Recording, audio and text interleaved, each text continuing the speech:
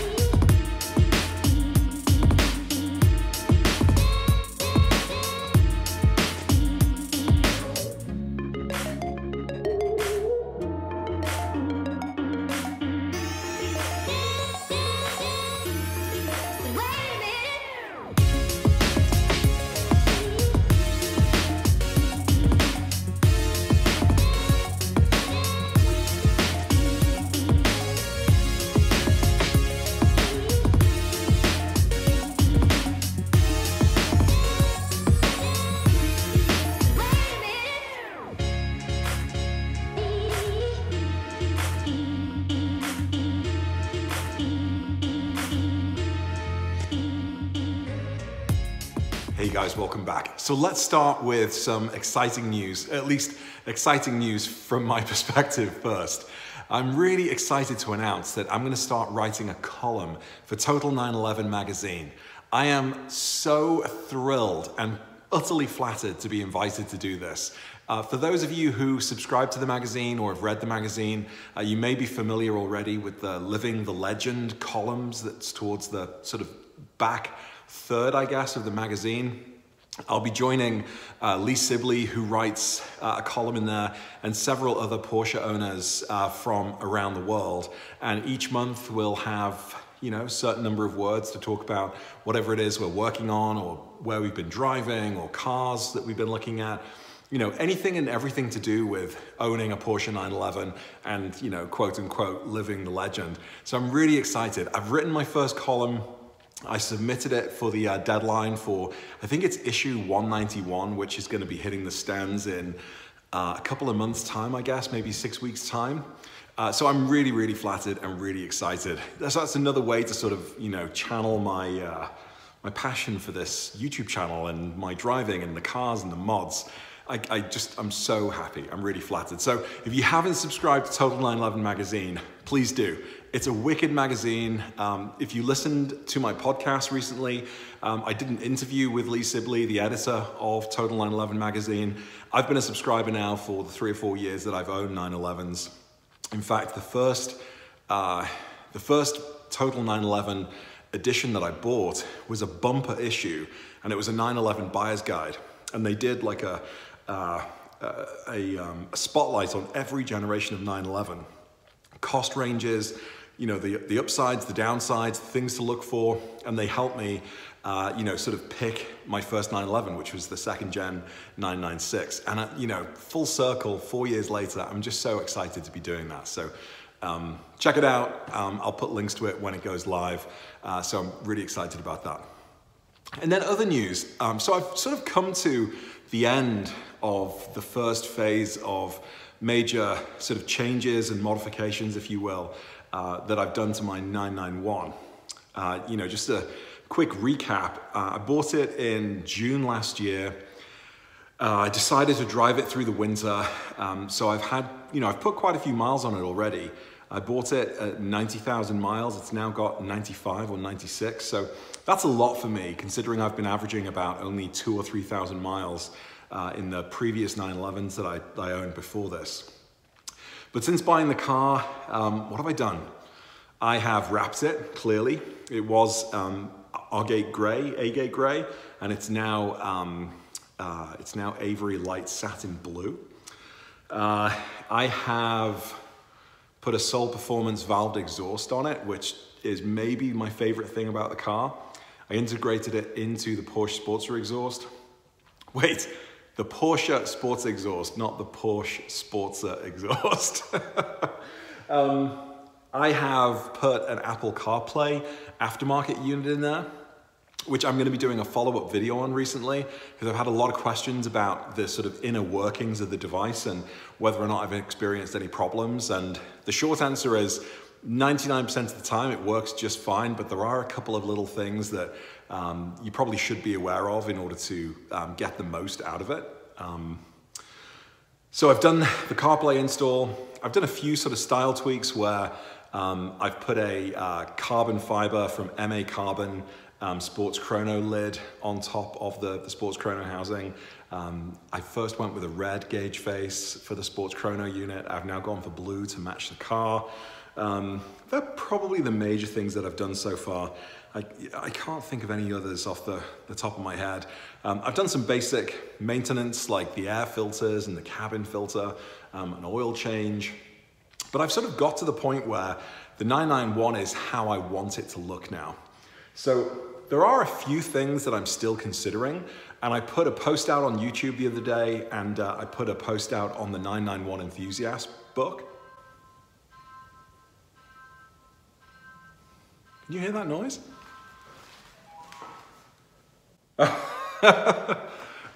That was my radar detector just powering down. So I now know that it powers down after about half an hour of the car sitting here. Yeah, that's the other mod I did, I guess, the radar detector. I've now completely lost where I was. Yeah, so the car's basically how I wanted it to, how I want it to look now, and hopefully this wrap will last me for a couple of years if I keep the car that long. But I put some posts out there asking viewers and followers and friends for suggestions for what else I should be doing, and I want to play some of those back. And some of them I think are really good suggestions. So one is a suggestion for putting a backup cam on the back of the 911. And I'm not a massive fan of backup cams, but it's a neat project. I get to take the rear bumper off. I get to do some power tapping, which is kind of fun. Now I power tap the mirror to power my radar detector, and then wire it up, and actually wire it up to the Apple CarPlay. So when I'm using Apple CarPlay, putting in reverse, seeing the camera, I kind of like the idea. So, you know, it's not an essential piece of kit, but for $150, and that'll probably keep me busy for a weekend, I think that's a pretty good job to do. So great suggestion there. Some folks have talked about me potentially lowering the car. And I'll be honest, I don't mind people that lower their cars. And I think sometimes people go way too far. And don't get me wrong, 911s that are lowered, they look really good. But I like the way the car sits right now. Let's see if I can get a better angle. I do like how it sits right now. I mean, yeah, arguably, I could go down a little bit. I could lower it for sure. But I like the way it looks. What I really like, is, I mean, just generally, and this is where my OCD kicks in a little bit, is I'm a big fan of symmetry. And what I really like about the wheel arches now is that the circular wheels fit in proportionally perfect to the wheel arch. Now, if I lower the car, I don't get that perfect circle within a circle. I get a different shape, and there's less room at the top. There's still a little bit of room on the bottom. So I'm not 100% sure about lowering the car, even though it would be a fun project. And like I say, I think 911s that are lower do look cool. So I'm probably going to pass on that. Some of you have suggested that I go for black headlights, or I smoke them, or I put the dark, let's see if I can paint a circle backwards. Nope. Clearly, nope, can't do it backwards. There you go. Yeah, I'm thinking about maybe doing something with the headlights, because right now, you know, the headlights are basically stock and they're naked, if you will. However, if we go and take a look at the back of the car, you can see that I've smoked the taillights. And so, yeah, somebody mentioned that, you know, maybe the car's a little bit out of balance now. You know, maybe you're right. I've got smoke lights at the back and the reflectors as well. I've smoked, but at the front, it's still clear. So, you know, that's a good idea. Now, I really like the blacked out OEM headlights that you can get from Porsche, which were available with this when it was first launched in 2012, 2013. The only thing is, they're like 1,600 bucks each. And yes, I could probably sell these maybe for $1,000 total, like 500 each, maybe. But I'd still be, you know, sort of 1,600 or more in the hole.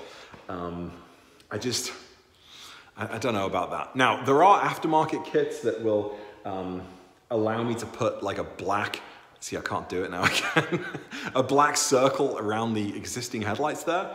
So I'm going to investigate that. That sounds pretty cool. I think the simplest thing to do would be to actually just tint the entire thing. But then I actually really like the way that these headlights sort of like look naked next to the, and bright next to the wrap. So much so that I'm actually considering taking off the tinting on the rear lights to see what it looks like with just the blue. I think I might actually prefer that, frankly. So I don't know, headlights might stay the same. But if anybody has a set of OEM black headlights they want to get rid of for a 991, let me know, because maybe we can work up a deal. So headlights maybe, lowering springs probably not. The thing that a lot of people have suggested, which, you know, I guess I'm already sort of half sold on because I did it for my 997, and that's putting the Aero Kit on. I do really like the way that this stock front bumper looks. Compared to the stock bumper on the 997, which was fine, but I thought the Aero Kit looked so much better. I really like the way the front of this looks. So I'm not mad keen to get this changed, but I am kind of interested in exploring the ducktail or the, you know, the sort of Aero Kit rear wing. If you saw a video from the other day, just 3 days ago, whenever, my friend Ben, who drives a white 991, he has the Aero Kit on his 991, and I think it looks really, really cool, front and back. So yeah, that might be something I would consider doing. If I get the OEM parts from Suncoast Parts, I think they're about $3.5 grand. So it is quite an investment, but it's a very exciting job. The front bumper, I know I can do myself. I'd need to get it wrapped, I guess, so which is an additional cost. The rear deck lid actually looks a lot easier to do for the 991 than it was for the 997, because the deck lid actually comes apart. It's pretty easy to take apart. You may have seen that actually in the video where my car was wrapped.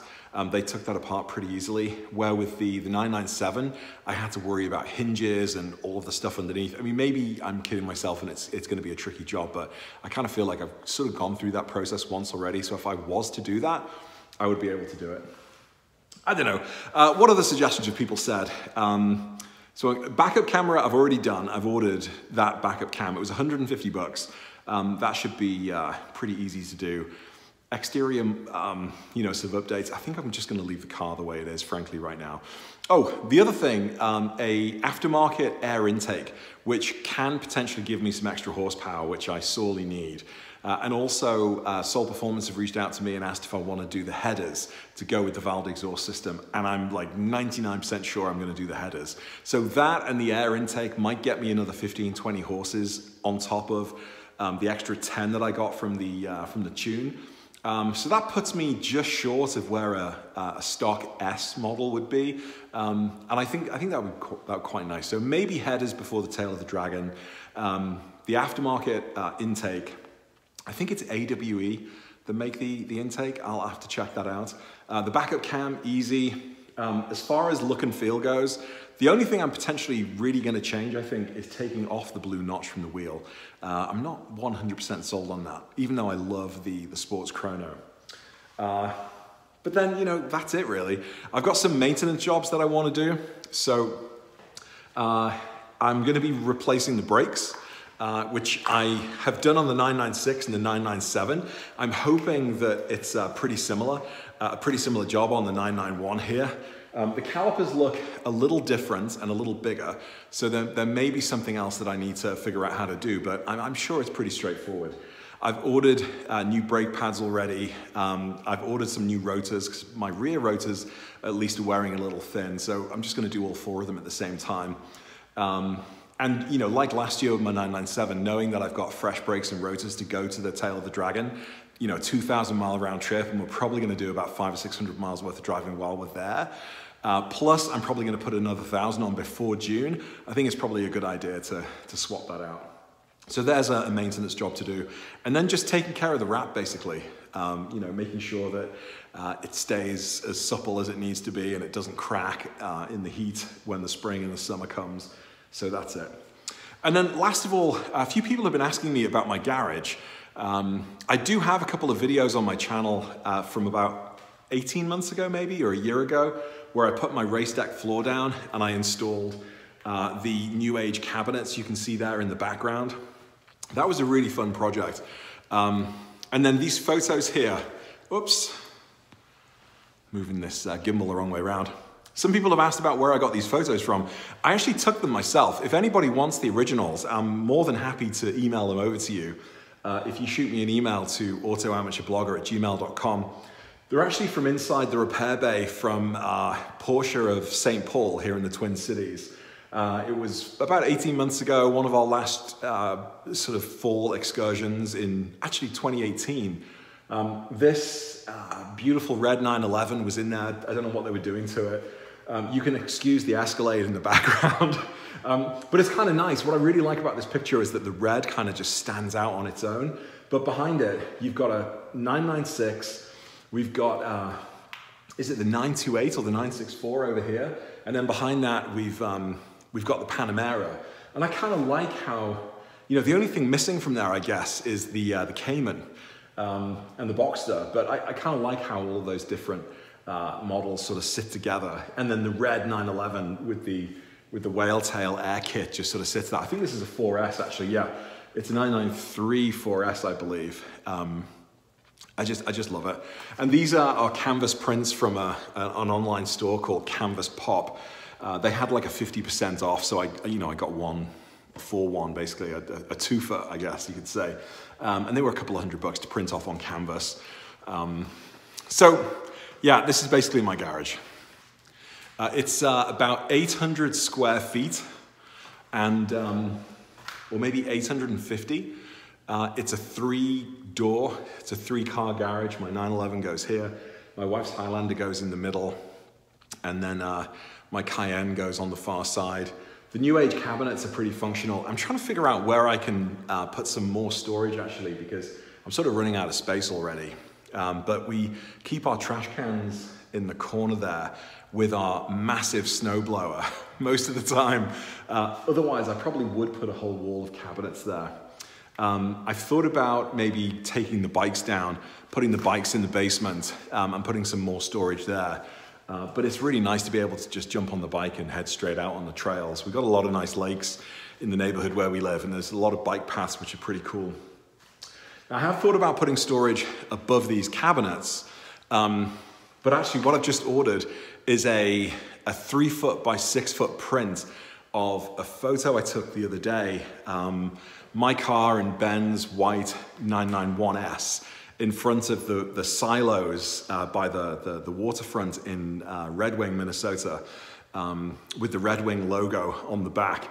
Actually came out pretty well. My friend Patrick at Shark Skin Designs, he edited it for me in Photoshop to make the colors really pop, and it looks pretty awesome.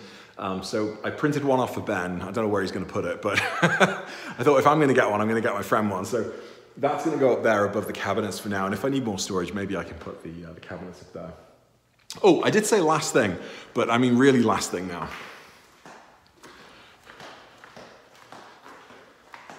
A few of you have commented that since I moved to the DJI Spark, that my drone footage hasn't been as high quality as it was previously, and I would have to, I would tend to agree. In fact, I 100% agree. So just recently I sold my Spark on eBay, and I replaced the shell for my my Phantom 4. The issue was that I split the ribbon cable of the drone, crashing into a stop sign.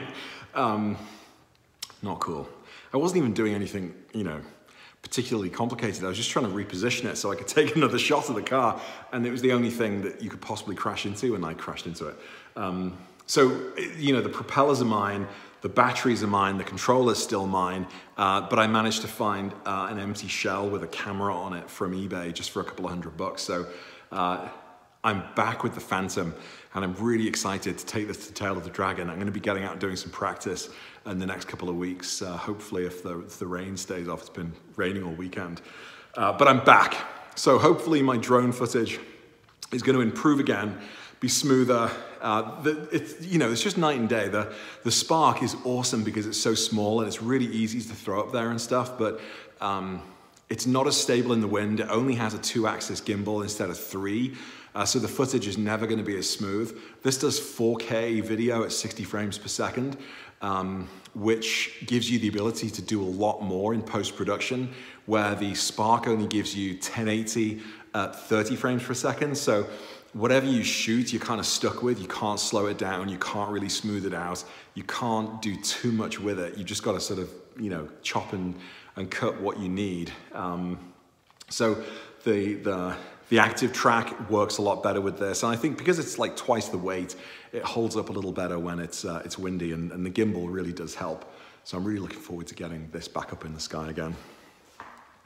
So, oops. Keep losing myself, this bloody gimbal. Yeah, so that's it for another video. Not too exciting today, but you know, this is what, day 10 of quarantine and going a little stir crazy, to be honest with you. And I've had a lot of requests just to keep the content coming. And hopefully this is helping you guys stay sane. I hope you're all staying well and safe. I'm gonna try and get out and drive a little bit this week. The weather's gonna be a lot better. Based on the fact that I got 2,000 views to my driving video the other day within 24 hours, which is like a record for my channel, I think people like the driving videos. So I'm going to try and make a few more of those to see if any of my friends will escape quarantine and come for a drive with me this week. It's always nice featuring other people's cars as well. But that's it. That's it for another video. Enjoy the rest of your weekend. Stay safe, and I'll see you in another video soon. Take care. Bye.